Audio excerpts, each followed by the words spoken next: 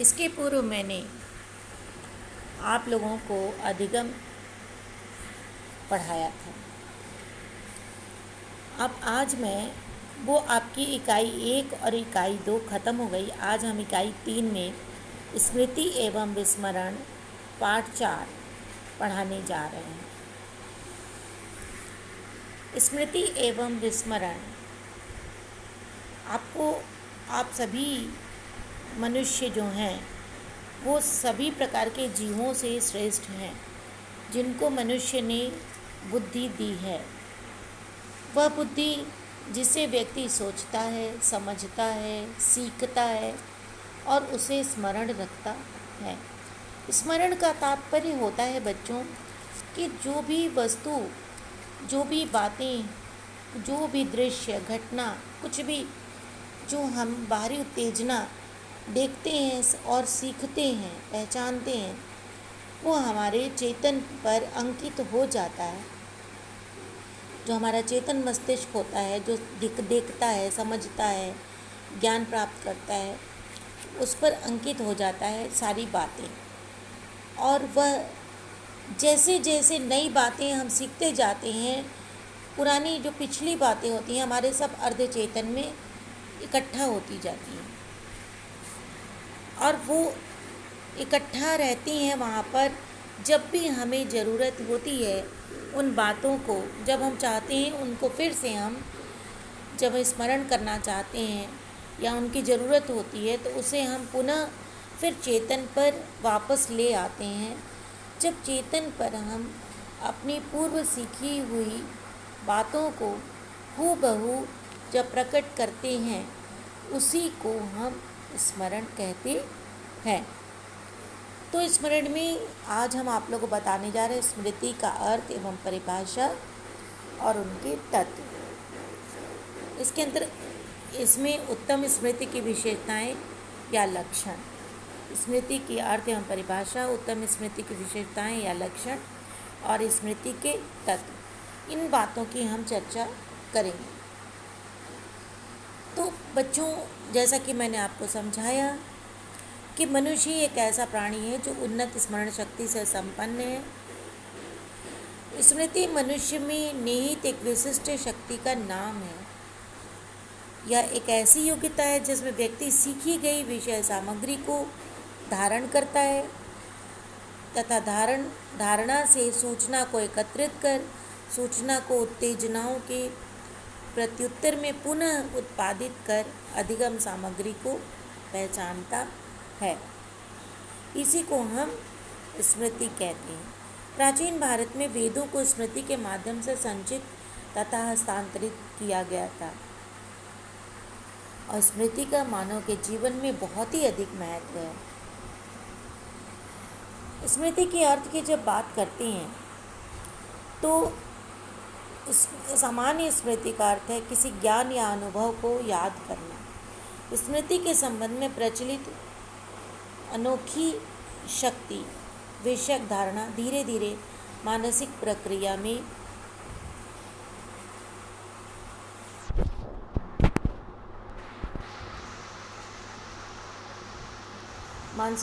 में परिवर्तित हो गई है।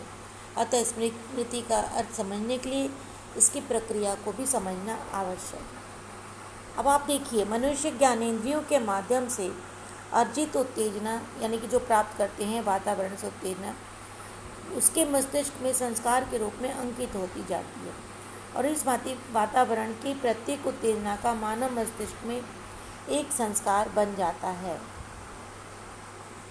ज्ञानेंद्रियों से प्राप्त विभिन्न संस्कार आगे चलकर संगठित स्वरूप धारण कर लेते हैं और चेतन मन से अर्धचेतन मन में चले जाते हैं। ये संस्कार, अनुभव या ज्ञान वहीं अर्धचेतन मन में संग्रहित होते रहते हैं तथा समय अनुसार चेतन मन में प्रकट भी होते रहते हैं। अतीत काल के किसी विगत अनुभव के अर्धचेतन मन से चेतन मन में आने की इस प्रक्रिया को स्मृति कहा जाता है। जैसे रचना नाम की जो लड़की है, रचना ने बचपन में एक उदाहरण दिया गया है बच्चों यहाँ पर, आप इसको ज़रा ध्यान से पढ़ लीजिएगा। ये उदाहरण है, रचना ने बचपन में सड़क पर एक तेज गति से चलने वाले वाहन को दुर्घटनाग्रस्त होते देखा था। आज भी यदि वह किसी वाहन को सड़क पर अधिक तेज गति से चलता हुआ देखती है तो उसे बचपन में देखी गई दुर्घटना का पूरा दृश्य याद आ जाता है। तो विद्वानों के मतानुसार सीखने की क्रियाओं को स्मृति की क्रियाओं से पृथक नहीं किया जा सकता। अच्छी स्मृति या स्मरण शक्ति से हमारा सीखना, हमारा अर्थ सीखना, याद करना अथवा पुनः स्मरण से है। बच्चों, अर्थ तो आप लोगों ने समझ लिया कि स्मरण किसे कहते हैं। इसके संबंध में बहुत सारे वैज्ञानिकों ने अलग अलग परिभाषाएं भी दी हैं, जिनमें वुडवर्थ महोदय ने एक परिभाषा देते हुए कहा है, विगत समय में सीखी गई बातों को याद करना स्मृति है। यह एक सरल एवं संक्षिप्त परिभाषा है, परंतु इस परिभाषा से स्मृति की मानसिक प्रक्रिया का स्पष्ट परिचय प्राप्त हो जाता है।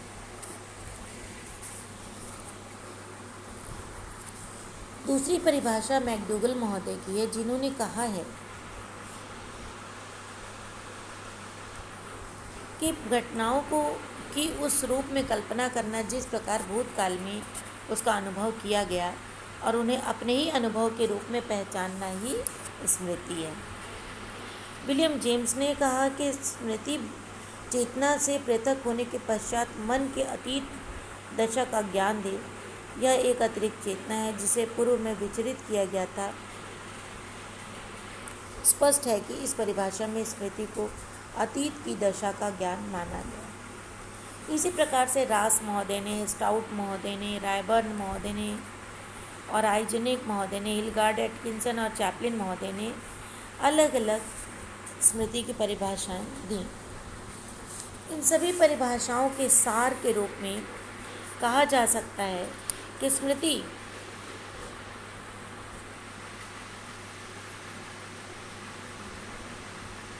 यथावत प्राप्त पूर्व अनुभवों को उसी क्रम से पुनः याद करने से संबंधित है। यह एक जटिल मानसिक प्रक्रिया है जिसके अंतर्गत संस्कारों को संगठित करके धारण करना तथा हस्तांतरित अनुभवों को पुनः स्मरण करना सम्मिलित है, जिसके परिणाम स्वरूप मनुष्य के पुराने अनुभव उसकी चेतना में आते हैं। दूसरे शब्दों में कहा जा सकता है कि पूर्व अनुभवों को याद करने, दोहराने या चेतना के स्तर पर लाने की मानसिक क्रिया स्मृति कहलाती है। तो ये था स्मृति के अर्थ और परिभाषाएं। आगे हम आपको बताएंगे कि उत्तम स्मृति की क्या विशेषताएं होती हैं। स्मृति को हम कैसे जान लेंगे कि यही स्मृति है, तो उसके कुछ विशिष्ट लक्षण होते हैं, उसकी कुछ विशेषताएं होती हैं बच्चों। जैसे पहली ये विशेषता है कि तीव्र गति से सीखना। सीखना स्मृति का प्रथम एवं महत्वपूर्ण तत्व है। स्मृति का ज्ञान सीखने की तीव्रता से होता है। अच्छी स्मृति वाला व्यक्ति शीघ्रता से सीखता है और उसके मस्तिष्क पर सीखी गई सामग्री का शीघ्र ही प्रभाव पड़ता है। दूसरा है स्थायी धारण शक्ति। अच्छी स्मृति की दूसरी विशेषता विषय सामग्री का देर तक धारण करना है। किसी सामग्री को लंबे समय तक धारण करने के लिए दो बातों का होना आवश्यक है। एक व्यक्ति की मानसिक संरचना यानी बनावट तथा दूसरा सामग्री के विषय में बार बार सोचना। इससे मस्तिष्क में स्थित संस्कार जल्दी नहीं मिटते हैं। कि अगर कोई बात हमने याद की है और उस बात को हम बार बार सोचते यानी दोहराते हैं अपने स्मरण में, तो वो हमारे मस्तिष्क में हमेशा रहते हैं, जल्दी मिटते नहीं हैं। तीसरा पॉइंट है स्थायी धारण शक्ति। ये तो हो गया। तीसरा है व्यर्थ बातों का विस्मरण। अच्छी स्मृति के लिए व्यर्थ की बातें हैं, बातों को भूलना बहुत अधिक आवश्यक। विस्मरण मतलब होता है बच्चों भूलना। जितना आवश्यक एवं उपयोगी बातों को मस्तिष्क में संजो कर रखना है, उतना ही आवश्यक व्यर्थ बातों को भूल जाना भी है। जो फालतू बातें हैं, जो कष्टकारी बातें हैं, जो निरर्थक हैं, जिनका हमारे जीवन में कोई अच्छाई नहीं है, कोई महत्व नहीं है, ऐसे बातों को भूल जाना ही अच्छा होता है। तो व्यर्थ बातों का विस्मरण एक अच्छी स्मृति की प्रमुख विशेषता होती है। यथार्थ पुनः स्मरण। अच्छी स्मृति में यथार्थ पुनः स्मरण पाया जाता है, अर्थात आवश्यकता पड़ने पर भूतकालीन अनुभव ठीक तथा पूरी तरह से याद आ जाने चाहिए। एक शिक्षक के व्याख्यान की सफलता उसके यथार्थ एवं शीघ्र पुनः स्मरण पर निर्भर करती है। अगर जो वस्तु आपको पढ़ाई जा रही है और आप जैसे चाहते हैं, जब चाहते हैं वो याद आ जाती है, इसका मतलब है कि आपकी स्मरण शक्ति बहुत अच्छी है, या आपके शिक्षक ने जिस तरह से आपको सिखाया है, याद कराया है, तो वो ये आपको पुनः स्मरण करने की शक्ति बहुत अच्छी है। ठीक है बच्चों। 5वां पॉइंट है बच्चों, स्पष्ट एवं शीघ्र पहचान। अच्छी स्मृति के लिए वस्तु के स्पष्ट एवं शीघ्र पहचान एवं पर्याप्त आवश्यकता होती है।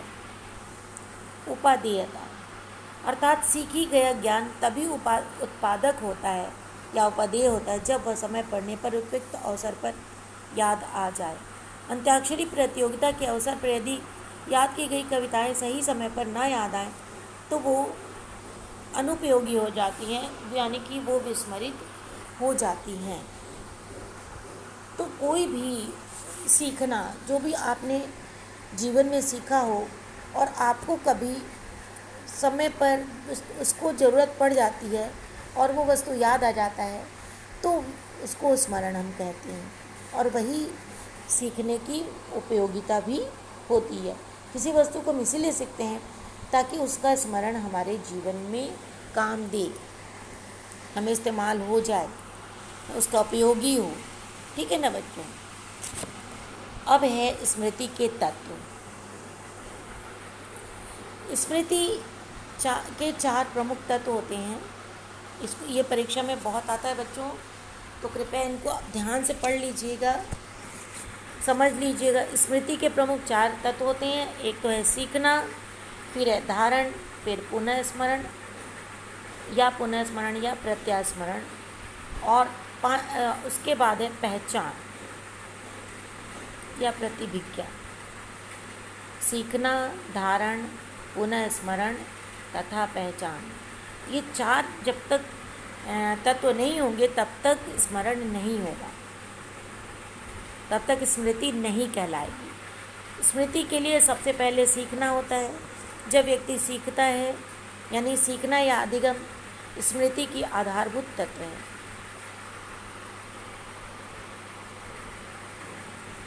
स्मृति की क्रियाएं सीखने से उत्पन्न होती हैं। वुडवर्थ ने स्मृति को सामान्य रूप से सीखने का एक अंग माना है तथा स्मरण को सीखे गए तथ्यों का सीधा उपयोग बताया गया है। कक्षा में अगर टीचर कहते हैं कि अच्छा चलिए आप 5 का टेबल याद कर लीजिए, ठीक है, तो 5 का टेबल वो ब्लैक बोर्ड पर लिख देते हैं बच्चों, और कहते हैं कि अब आप लोग इसको याद करके हमको सुनाइए, हम आपको 10 मिनट का या 15 मिनट का समय दें। तो ठीक है, बच्चों को 10 मिनट छोड़ दिया जाता है। उस समय बच्चे क्या करते हैं, बच्चे जो भी उत्तेजना ब्लैक बोर्ड पर है उसको वो याद करते हैं। किस तरह से याद करते हैं, पढ़ करके, रट करके, देख करके। ये सारे काम जो है वो किस चीज़ में लगाते हैं, सीखने में लगाते हैं, है ना। वुडवर्थ में स्मृति को सामान्य रूप से सीखने का एक अंग माना, तो स्मरण को सीखे गए तथ्यों का सीधा उपयोग बताया। जब तक कोई ज्ञान, अनुभव या तथ्य मस्तिष्क में पहुंचकर अपना संस्कार नहीं बनाएगा, तब तक स्मरण की प्रक्रिया प्रारंभ हो ही नहीं सकती। जो चीज़ें हम सीखते हैं वो उनका निशान हमारे मस्तिष्क पर बन जाता है, उसका चिन्ह बनता है। है ना बच्चों। और वो जब तक चिन्ह मजबूती से नहीं बनता है तब तक हम उसको स्मरण नहीं कर सकते। सीखी हुई बातें पहले अवचेतन मन में एकत्र होती हैं और बाद में याद की जाती हैं। अतः सीखना स्मरण के लिए सबसे पहली शर्त है, यानी सबसे पहला तत्व है। ठीक है बच्चों, तो स्मरण का पहला तत्व है सीखना। दूसरा है धारण। सीखने के उपरांत किसी ज्ञान या अनुभव को मस्तिष्क में धारण कर लिया जाता है। अगर हम ठीक से टेबल याद कर लिए हैं, ठीक है, अच्छे से पढ़ लिए, याद कर लिया, हमने अपने मस्तिष्क में रख लिया है, उसको हम धारण करते हैं। किसी समय विशेष में जो कुछ सीखा जाता है मनुष्य के मस्तिष्क में वह स्मृति चिन्हों या संस्कारों के रूप में स्थित हो जाता है। जीवन के विभिन्न क्षेत्रों से आए सभी संस्कार एक संगठित अवस्था में अवचेतन मन में संग्रहित संस्कारों को पुनः दोहराया जा सकता है। पहले उसको सीख लिया गया, सीखते समय हमारा चेतन जो होता है कार्य करता है। जब हम सीख लेते हैं, धारण करने लगते हैं, तो वो हमारे अवचेतन में चला जाता है। तो ये दूसरा तत्व था धारण। और तीसरा तत्व है स्मृति में पुनः स्मरण।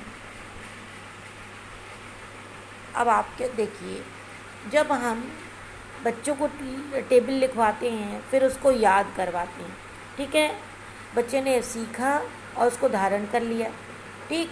अब हम कहेंगे कि अब आप बच्चों ज़रा सा सुना दीजिए हमको टेबल। चलिए एक एक बच्चा खड़ा होकर टेबल सुनाए। ये जो टेबल सुनाने की प्रक्रिया होती है ये पुनः स्मरण या प्रत्याय स्मरण कहलाती है, ठीक है। सीखे गए अनुभवों को अवचेतन से वापस चेतन में लाना, है ना, पुनः दोहराने या चेतना में लाने की क्रिया पुनः स्मरण या प्रत्याय स्मरण कहलाती है। इस क्रिया के निम्नलिखित 4 प्रकार होते हैं: प्रत्यक्ष पुनः स्मरण, अप्रत्यक्ष पुनः स्मरण, स्वतः पुनः स्मरण, प्रयासमय पुनः स्मरण। प्रत्यक्ष पुनः स्मरण मतलब प्रत्यक्ष पुनः स्मरण विगत की कोई सामग्री बिना किसी दूसरे साधन अथवा अनुभव के सहारा लिए हमारे चेतन में आ जाती है। कोई भी व्यक्ति जैसे तुरंत याद करता है वैसे ही तुरंत हमको सुना देता है, जैसे कि तैसे, उसको हम कहते हैं प्रत्यक्ष पुनः स्मरण, ठीक है। दूसरा है अप्रत्यक्ष पुनः स्मरण।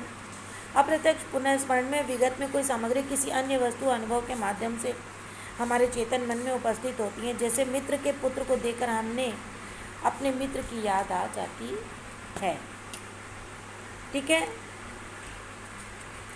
तीसरा है स्वतः पुनः स्मरण।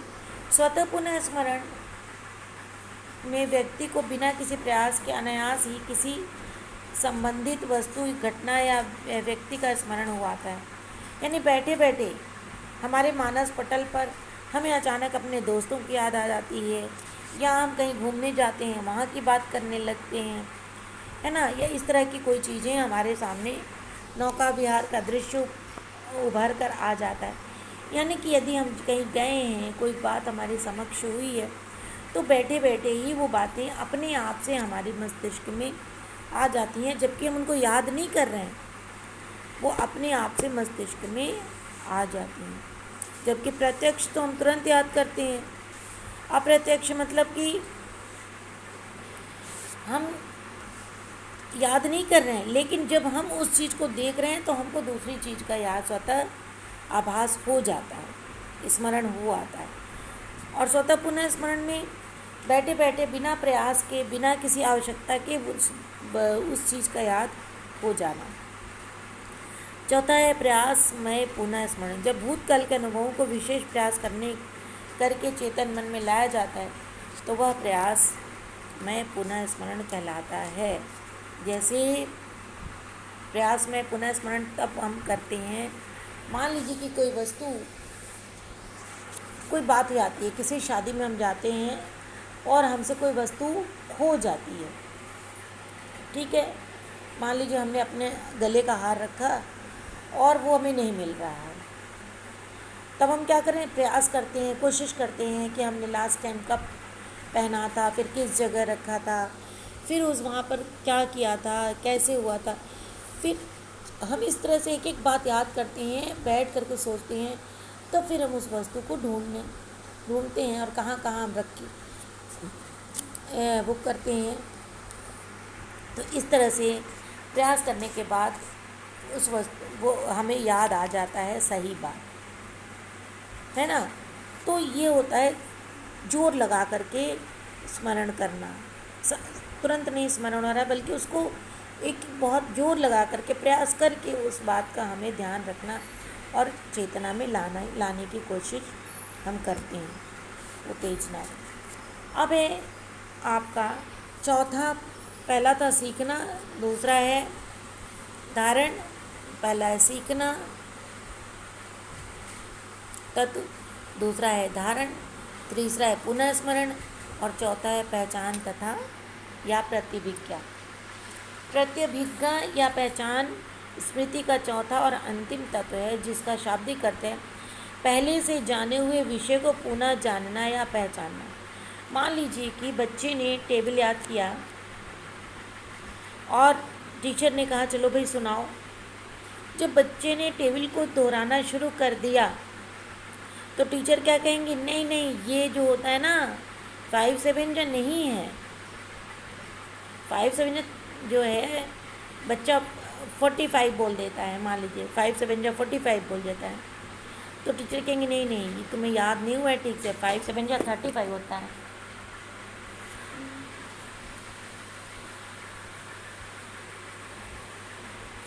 तो ये जो इसको हम कहते हैं पहचान तथा प्रतिभिज्ञा, क्योंकि उसमें सही और गलत पहचान की बात होती है। जब बच्चा पूरा सही सही पहचान लेता है तब उसकी स्मृति कहलाती है, लेकिन अगर वो सही नहीं पहचान पाता है तो वो उसकी स्मृति नहीं कहलाती है ना। जब कोई भूतकालीन अनुभव चेतना में पुनः स्मरण या प्रत्यावाहन के बाद सही अथवा गलत होने के लिए पहचान लिया जाता है तो वह स्मृति का यह तत्व पहचान तथा प्रतिभिज्ञा कहलाएगा। उदाहरण के लिए राम और श्याम कभी लड़कपन में सहपाठी थे। बहुत सालों के बाद एक पार्टी में वो मिलते हैं। राम ने श्याम को पहचान लिया और अतीत काल के अनुभवों की याद दिलाई, जिसका प्रत्यास्मरण करके श्याम ने भी राम को पहचान लिया। तो इसे कहते हैं प्रत्यास्मरण। तो सीखने के ये 4 तत्व हैं बच्चों। ये चारों ही तत्व बहुत महत्वपूर्ण है। कभी कभी बहुविकल्पी प्रश्नों में भी ये तत्व पूछ लिए जाते हैं। सीखना, धारण, स्मरण तथा सीखना, धारण, पुनः स्मरण और पहचान। इसको आप लोग आज पढ़िए और इससे संबंधित मैं एक प्रश्न दे रही हूँ, आप लोग इसको कर लीजिए कि स्मृति से आप क्या समझते हैं और उत्तम स्मृति की विशेषताएं या लक्षण बताइए। एक प्रश्न तो ये हो जाएगा, इसको करिए आप।